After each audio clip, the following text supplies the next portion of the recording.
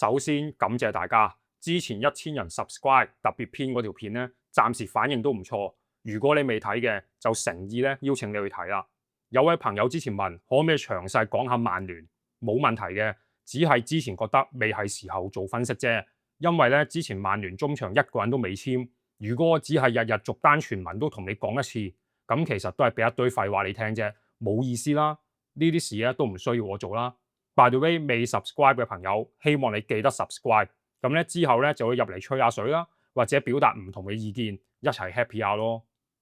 好啦，去翻正題先。卡域克上季中接手之後，將一隊混亂嘅曼聯重新踢翻好，最後咧就拎到英超第3名同埋歐聯資格。依家咧就順理成章咁咧坐正咗，曼迷咧就當然開心同埋期待啦。但係我覺得咧呢度都要搞清楚一樣嘢。就係卡域克目前只係證明咗佢有能力將一隊混亂嘅球隊重新整理好，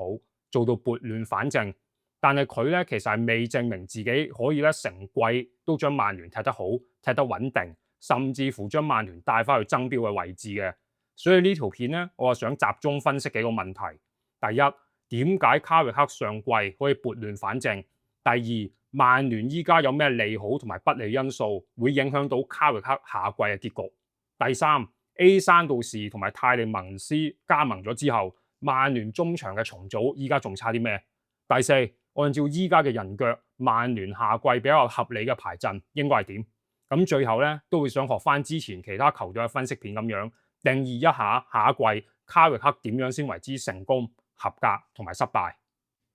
其實咧，卡域克上季做到嘅事咧，表面上睇落去好似好複雜，但係咧你可以將佢濃縮為2隻字。簡化。阿摩廉嗰套足球咧，理論上未必一定係錯，但係咧佢實在太過堅持咧要用3中堅同埋翼位呢個踢法啦，結果咧就令到一批球員長期都要踢自己唔熟悉嘅位置。其實領隊自己都要睇手上有咩球員，從而咧去制定一個合適嘅踢法啦。咁所以咧，當卡域克上任之後，佢其實係冇研發一啲神奇嘅踢法出嚟嘅，只係咧將隊波轉翻去比較傳統嘅4-2-3-1。將班球員放翻落去比較自然啲嘅位置，咁對於一隊信心比較低落，而且咧情況比較混亂嘅球隊咧，其實一套比較簡單嘅踢法，分工比較清晰啲或者直接啲嘅戰術咧，係好多時比所謂咩戰術大師咧係更加重要嘅。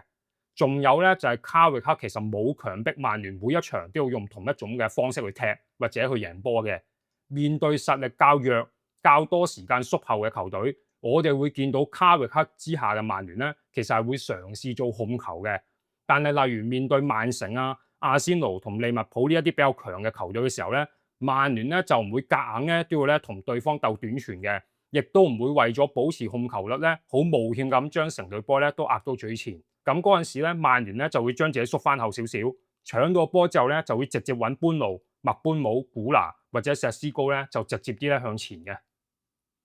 咁其實卡域克上季救火成功咧，唔係冇前科嘅喎。喺2022年10月嘅時候，當佢接手米杜士堡嗰陣，球隊就排緊英冠嘅第21名。佢上任之後頭17場波贏咗13場，咁咧就一度升上去第3位。最後咧隊波咧就由護級嘅邊緣升到去第4啦，只係喺升班附加賽嘅準決賽輸咗俾高雲地利。咁呢一段經歷其實你睇翻咧，同上季曼聯其實都幾似，兩次卡域克都係季中接手一隊信心低落、場上踢出嚟比較混亂嘅球隊。佢上任之後都係先簡化球員嘅分工，再踢出一段比較強勢，將個球隊排名大幅拉高。佢其實喺米杜士堡嘅時候已經建立過一套幾清楚嘅控球同埋短傳進攻嘅踢法。所以如果你話卡域克只係熟悉曼聯，或者只係識得氹班球員開心，而令到佢上季救火成功咧，呢個講法對卡域克咧其實唔太公平，因為其實佢咧都有一套自己嘅足球理念嘅。但係咧佢喺米杜士堡嗰段經歷，亦都同時間暴露咗佢有咩不足。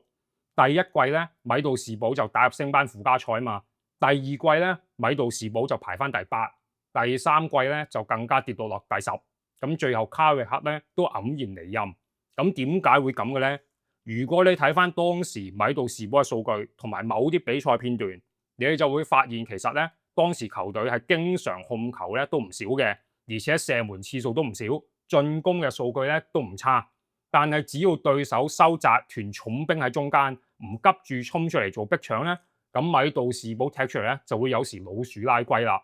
而當時嘅卡域克咧就會比較堅持自己原本嗰套踢法，就算係換人都係位對位咁換，咁咧就好少大幅改變進攻嘅方式嘅。所以佢喺米杜士堡嗰段經歷俾我哋見到，卡域克其實係識自己建立一套踢法出嚟，亦都識得教一隊波踢得比較主動。但係咧，當佢第一套踢法唔 work，佢可唔可以夠快做出改變？又或者當球隊開始俾人詳細咁研究，俾人針對，佢咧可唔可以進一步去解決呢一堆問題咧？咁喺米杜士堡嘅時期咧，暫時睇落去咧就唔係好得。但係佢上季翻曼聯救火嘅時候咧，明顯見到佢有進步。但係呢個進步係咪足夠咧？暫時咧就係不得而知啦。咁我啱啱講俾你聽嗰堆嘢咧，只係一堆背景資料嚟啫。咁都係時候要講下，我認為曼聯依家對於佢嚟講有咩利好因素，可能令到卡域克今次咧唔再係救完火就曇花現。咁第一個利好因素咧，我認為咧佢已經得到咗球員嘅信任。上季季中救火成功嘅最大價值，當然曼聯升翻上第三啦。但係另一個最大嘅價值咧，就係曼聯班球員咧已經親身感受過卡域克嘅踢法其實係有效嘅，至少咧佢會令到班奴踢得舒服咗啦。而明奴咧，亦都重新得到上陣機會，扮演一個比較重要嘅角色。而石斯高喺季尾咧，其實咧你見到都揾翻個入波節奏噶啦。而當下一季卡域克上班球員做一樣新嘅踢法啦，又或者改變少少嘅時候咧，咁咧就好睇咧班球員咧仲願唔願意繼續去信佢啦。而且好重要就係咧，卡域克下一季係唔再需要由零開始去說服球隊嘅。因為佢上一季已經有半季嘅成績去做證據啊嘛。而第二個利好因素咧，我認為咧就係曼聯依家嘅收購方向咧，其實咧都係比較清晰嘅。咁買咗 A 山道士之後咧，咁中場咧就會多咗活力啦，跑動能力同埋咧做逼搶啊向前推進嘅能力咧都會上升翻。咁咧泰利文斯就更加去提供豐富嘅經驗啦，控制節奏同埋負責咧中後場嘅傳送。但係當曼聯簽咗 A 山道士同埋泰利文斯之後，球會仍然清楚咁表達，仲想買第三個中場。呢一句說話亦都反映出曼聯知道買咗 A 山道士同埋泰利文斯之後，單靠佢兩個人係未足以彌補翻卡斯美路離隊同埋烏加迪受重傷之後中場嘅缺口嘅。咁所以暫時嚟睇，曼聯管理層係知道究竟依家球隊仲係爭啲乜嘅。而第三個利好因素咧，我覺得咧就係曼聯嘅前場骨架同埋質素咧，其實唔差，甚至乎咧都係幾好。石斯高經過上季適應之後咧，明顯睇落去已經好咗好多噶啦。而麥班姆上一季咧有段時間狀態比較好嘅時候，大家都明顯見到佢有卡士啦。佢咧就可以提供入球嘅能力啦，而且自己無球跑動嘅能力咧亦都係高，同隊友咧亦都比較易咧做配合嘅。而古拿咧都有帶波同埋個人製造機會嘅能力。咁咧仲有戴亞魯喎，咁咧再加埋班奴，其實曼聯中前場嘅進攻火力咧絕對唔差。卡域克要做嘅事，其實就係令我啱啱所講嗰班球員點樣砌一套比較穩定嘅進攻組合，再喺唔同嘅場合做少少嘅改變去配搭，從而咧可以攻破唔同嘅對手。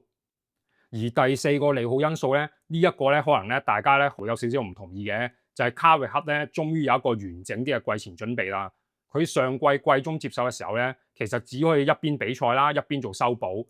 依家咧佢至少可以由季前就開始安排體能啊，點樣做逼搶嘅方式啊，後場出波啊，或者唔同嘅中場組合。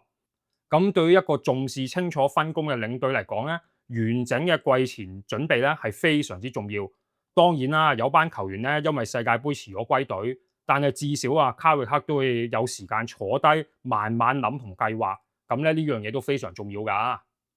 咁最後一個利好因素咧，我認為咧就係卡域克個人嘅性格咧就比較穩定同埋沉實嘅。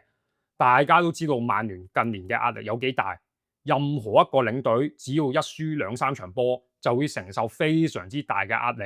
而卡域克自己以前踢波嘅時候，當然都踢過曼聯啦，所以咧就熟悉球會嘅環境，亦都知道曼聯嘅輿論壓力可以有幾誇張。但係咧，佢喺接手救火呢一個責任之前咧，我哋可以睇得出，由佢嘅回應同埋有關佢同曼聯傾談時嘅取態，你就會見到佢其實份人都幾醒嘅，同埋佢平時點樣答記者、答問題嘅方法其實都非常之正常，唔係一啲好易惹火嘅人。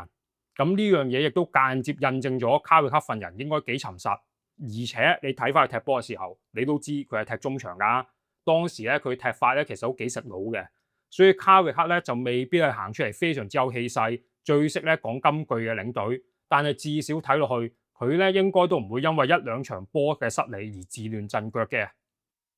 咁講完一堆利好因素，當然都有唔少嘅隱憂啦。咁第一個隱憂咧就係曼聯下一季咧要多線作戰啦。咁上季卡域克接手之後咧一週一賽啊嘛，咁所以基本上咧都係長時間使用一套咧比較固定嘅正選陣容啦。而且咧每星期咧都有較多嘅訓練時間同埋休息時間。但係下一季咧有埋歐聯之後咧，佢咧基本上咧就成日咧都要一週多賽或者一週雙賽啦，仲要飛去其他國家咧作客比賽喎。咁咧，你亦都可以預料到咧，傷患問題咧可能會更加嚴重。咁所以下一季咧就會更加考驗卡域克咧識唔識得做輪換啦。咁第二個可能隱憂咧就係對手已經有成個暑假去研究卡域克嘅踢法，大家咧都會知道曼聯咧主要咧都係踢4-2-3-1，亦都知道曼聯搶到波之後咧係希望會盡快揾前場嘅。咁咧中下游球隊就會知道去到奧脱福作客嘅時候，咁咪索性縮翻後咯。咁咧就唔俾你曼聯打反擊。而且咧強隊咧亦都可能專門咧去壓迫你曼聯嘅雙中場，切斷般奴同埋前線嘅連結。咁如果當呢堆事發生嘅時候，咁卡域克有冇所謂嘅 Plan B 咧？咁呢一個咧就係真正嘅考驗啦。而第三個隱憂咧就係去到今日，其實曼聯嘅中場重建都係未完成嘅。買咗 A 山道士同埋泰利文斯，當然令到曼聯中場人數好翻啲，而且咧都補咗唔少窿。但係呢兩個人咧，感覺上啊，仲未係令到曼聯嘅中後場咧可以非常之硬淨。咁邊一個人留翻後面保護中堅前面嗰個區域呢？一旦第一下搶波失敗咗，曼聯嘅中場有邊一個夠硬淨，可以即刻去阻止對方直接帶波衝向中堅呢？咁第四個隱憂咧，就係曼聯其實後防咧都有傷患嘅問題啦，而且咧就算出得齊啊，人腳咧都唔可以話係頂級。依家最大鑊嘅咧就係利申道馬天尼斯嘅傷勢咧，其實係唔清楚。佢嘅傷患咧，其實會直接影響到左中堅，甚至乎係影響埋左閘嘅安排。如果馬天尼斯缺陣，咁有機會咧，蘇爾咧就要更加多時間咧移翻入去踢左中堅呢個位置，咁自然咯，咪令到左閘嘅深度不足咯。仲要其實蘇爾自己咧都易傷嘅喎。雖然我知道若羅同埋希芬都係有天分。但係佢哋兩個咧，仲需要咧穩定嘅成長，絕對唔可以拔苗助長嘅。而麥佳亞同埋迪列特咧係有卡士，而且可以提供經驗，但係咧未必每一場都適合咧用同一個組合。仲有一個問題啊，想問下真曼迷，迪列特嘅傷患其實依家咩情況？幾時先會出得翻？而下一個隱憂咧，就係咧球迷同埋嗰班所謂曼聯名宿咧嘅期望咧，都會突然間提高啦。因為上季做救火教練，只要踢得比阿摩廉時期正常或者好，球迷同埋球會已經會收貨。但係下一季卡域克係一個正式嘅領隊，球會咧亦都按照呢一個方向咧使咗錢㗎啦。咁到時兩三場比賽失利，咁就可能會俾班曼迷問：點解買完人仲係破唔到密集？點解歐聯一輪換成隊波就好似睇得唔順？仲要大家都知道。曼聯班名宿出咗名麻煩，雖然卡域克嘅個性比較沉實，但係佢頂唔頂得順呢一堆壓力咧，真係要拭目以待啊！咁依家咧，我就想講多少少，曼聯買咗 A 山道士同埋泰利文斯之後，曼聯嘅中場補強仲有啲咩要做？咁買咗 A 山道士，我頭先都提過啦，佢有體能嘅，活動嘅範圍咧都算大嘅，亦都願意咧向前做逼搶啊，同埋咧都會識得帶波推進。而泰利文斯咧，其實咧係另一種功能嚟嘅。咁咧佢踢過好多年英超啦，而且可以留翻後少少嘅位置做接波啊，控制比賽節奏嘅工作，亦都有能力咧一腳咧轉邊或者直接咧揾前線咧去傳波。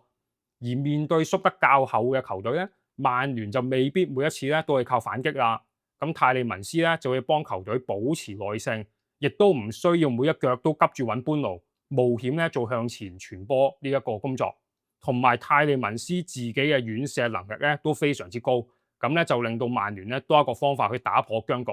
所以呢兩間收購咧，我覺得咧個方向咧都係合理。但係咧問題就係兩個人咧都唔係偏硬淨嗰類嘅6號位，亦都未咧即刻令到曼聯嘅中後場咧有足夠嘅保護屏障。咁所以曼聯仲想買第三個中場，其實非常之合理。咁我認為呢個所謂嘅第三個中場咧，應該要有以下3種能力。第一，個位置感要比較強，佢要知道自己唔可以學其他球員一樣咁魯莽咁樣衝上去，而且當個閘位推咗上去嘅時候，呢一個所謂第三位中場係要識得移翻去適當嘅位置補位嘅。而第二個能力咧，就係佢嘅抗壓同埋接波能力咧都要高。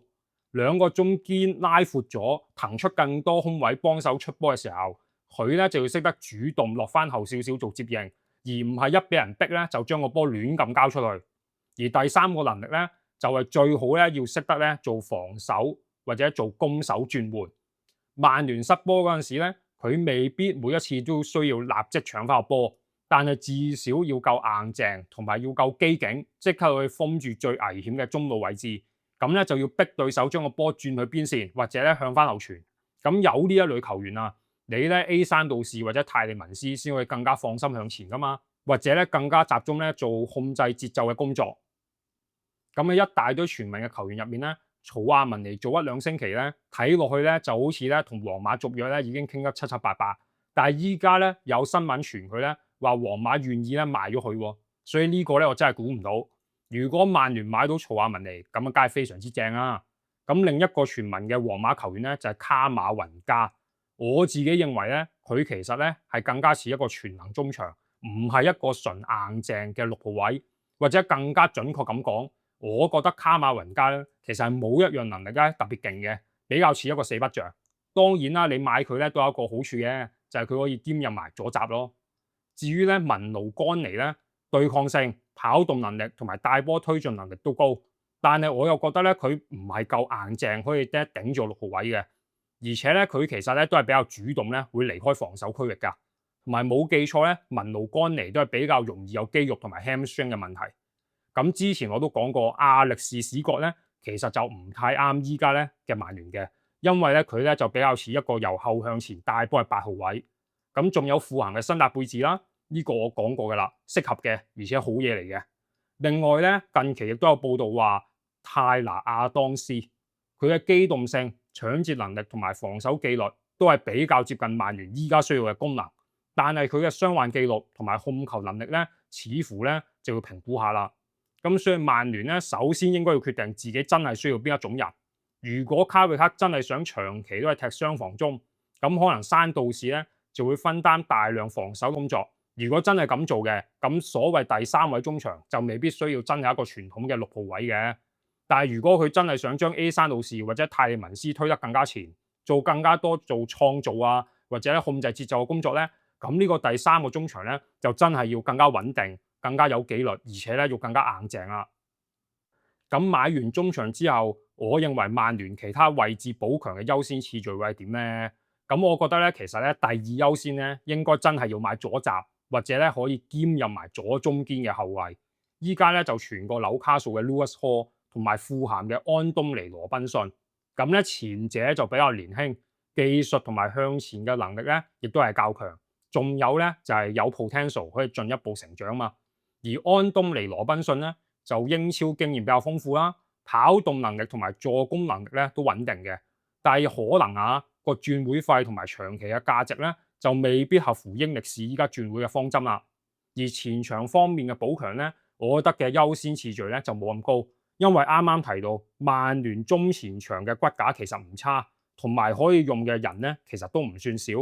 反而最大嘅變數咧就係點樣安置福哥啦。預計佢休息完都係要死氣翻曼聯參與季前準備。如果卡域克願意重新使用佢，又識得用佢激勵到佢咧，其實福哥咧絕對唔差。你睇翻佢外借維拉嗰段，其實踢得幾好㗎。所以咧球會要盡快決定，究竟佢哋想主力賣走外借走福哥啊，定係希望卡域克可以盡量用翻好佢？因為你必須答到呢個問題，你先知道中前場特別係左翼應唔應該要繼續買人。咁依家其實咧都有傳愛華頓嗰個尼大爺，但係估值咧就去到6500至到7000萬鎊。以曼聯目前需要嚟講咧，我覺得咧個優先次序咧就係低過6號位同埋後防球員啦。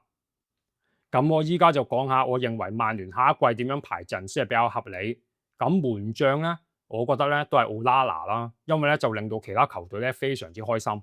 講笑嘅啫，因為奧拉拿咧將會繼續外借特拉布宗，咁所以門將位置咧拉文士啊，咁右閘咧都係達洛特同埋咧馬沙拉維之爭。如果想向前嘅能力更加高，咁咪出達洛特咯。如果想穩陣少少，防守能力比較好啲嘅，咁咪出馬沙拉維咯。咁中堅兩個位置最正路，咪麥佳亞搭住馬天尼斯咯。咁約羅同埋希芬咧有潛質，咁所以咧都可以咧因應對手咧適當時候咧放出嚟嘅。咁迪列特咧嘅康復進度又唔清楚，所以呢度咧我就未擺落去。咁左閘位置如果蘇爾出到又狀態好，咁咪蘇爾咯。但係咧，我覺得咧都要買人。點解呢度我唔擺多股咧？因為我覺得多股喺卡域克嘅戰術體系之下，似乎被賦予咧一個更加向前嘅責任啦。咁而中場嗰兩個位咧，即係防中嗰兩個位咧，我就會話係一個新6號嘅中場，或者山道士，或者明羅。我覺得泰利文斯咧就應該點都要擺正選，因為佢控制節奏。而前面嗰3個咧就可能係麥班姆、班奴同埋古拿啦。咁正前咪石斯高咯。咁或者我再解釋多少少點解個兩個防守中場咁樣擺啊？因為如果曼聯買到一個出波能力唔差，而且比較硬淨嘅6號球員，例如辛達貝治啊，或者甚至乎係曹亞文尼咧，我就會因為需要攻守平衡去考慮，所以咧就想俾一個位置咧呢一位球員先，咁咧就等佢可以主要留翻喺中堅前面做保護，同埋咧做接應出波嘅工作。咁而另一個位咧就可以因應唔同對手去做調整。咁咧就喺山道士、泰利文斯同埋明奴之間咧做選擇，但係咧我暫時都係稱高泰利文斯多少少，因為咧佢又成熟啲啦，同埋咧比較識咧控制節奏。如果最後真係買唔到一個比較硬淨嘅6號位中場，咁咧山道士加泰利文斯咧控球同埋傳送能力咧都唔差嘅，但係當面對如果對手係快速反擊或者高強度對抗嘅時候咧，咁中堅前面咧就可能缺乏保護啦。咁喺進攻上面咧，班奴咧就點都要留翻較前嘅位置啦，因為始終佢都係曼聯最可靠嘅製造機會球員嚟嘅。至於左右兩邊其實都唔需要講太多噶啦，比較有卡士都係麥班姆同埋古拿啦。咁但係當佢哋是打一個狀態唔好咧，咁你可能諗下大亞路啦。咁至於福仔咧，因為暫時依家唔知佢點，所以咧就唔考慮住。咁我依家再講下卡域克下一季真正要證明到啲咩啦。咁第一樣嘢咧，佢要證明到佢咧真係識得做球員嘅輪換嘅，就唔好再用死班奴一個人去打進攻啦。如果班奴要休息嘅時候，咁邊個人可以負責分擔佢嘅工作咧？定係要諗下另一種踢法咧？如果真係買唔到一個比較硬淨嘅6號位球員，點樣利用好泰利文斯、山道士同埋明奴？點樣做到真係又可以控制到節奏，又可以攻守都兼備嘅？下季咧仲要多線作戰喎。所以卡域克咧就唔可以只係咧識得用最佳11人，佢咧就一定要建立一套換咗2-3個人，但係成套波咧仲係運作到嘅踢法，否則嘅話咧佢下季咧就可能死得非常之慘。咁第二樣嘢卡域克要證明嘅咧就係要識得咧點樣破密集。卡域克救火嗰段時間對強隊嘅表現好，係因為曼聯可以保持緊密，再利用前場空間做快速反擊。但係下一季咧，我頭先都講過㗎啦，好多中下游球隊去奧脱福作客嘅時候，可能咧就會直接龜縮喺後面，咁到時冇咁多空間俾曼聯咧去做反擊，咁卡域克咧就要諗計點樣咧有 Plan B 去咧破密集啦。而第三樣嘢要證明嘅咧，就係卡域克嘅臨場變動可能要做得更加好。如果佢嗰套4-2-3-1行唔通，佢夠唔夠薑轉陣咧，或者夠唔夠薑轉用雙前鋒咧？如果球隊領先，佢識唔識得加多一個中場落嚟控制比賽？如果對方真係封鎖咗班奴，佢點樣可以解決呢個難題呢？其實領隊咧就唔係話個戰術咧改得越多咧就越勁，但係至少佢要證明佢唔會咧重複翻喺米杜士堡後期個問題，即係當 Plan A 唔掂，佢咧就完全冇 Plan B 嘅。咁咧最後咧我都想學翻以前嗰啲球隊分析片咁樣。講下下一季，我認為卡域克點樣先叫做合格、成功同埋失敗。咁啊，先講合格啊！我就唔會要求佢咧一定要拎翻第3，因為佢下一季咧多線作戰啊嘛。但係至少聯賽啊，都希望入得翻前6，或者甚至乎好少少，明顯係有能力去爭前4，去到最後啦。咁喺歐聯方面咧，表現咧亦都唔會太失禮，至少咧要過到分組賽，同埋俾大家睇到佢係令到球隊有能力入到淘汰賽之後擊敗等級差唔多嘅對手。球隊咧亦都要有清晰嘅基本踢法，買翻嚟嘅新球員要慢慢融入到，中場嘅分工要維持翻攻守都係比較平衡。就算去到季尾個成績唔係話拎第二、第三，但係球隊應該咧要保嘅位置都係得一兩個，而唔係又要玩成隊去重建嘅。咁樣點先叫做成功呢？我覺得咧就係穩定，而且咧比較早咧就明顯見到英超前四咧佢哋拎到一個席位，而歐聯咧亦都希望可以入到淘汰賽更加後嘅階段，而唔係單純靠抽籤啊或者運氣嘅。對強隊嘅時候就可以務實咁樣同對方一拼，可以拎得翻上季救火時候嘅表現出嚟，同埋同時間對中下游球隊要開始學識點樣控制比賽，有更加多破密集嘅手段。而喺戰術上，佢可唔可以真正平衡到中場結構，解決到卡斯美路離隊之後嘅問題呢？而且石斯高古拿同埋其他年輕嘅球員有冇明顯進步呢？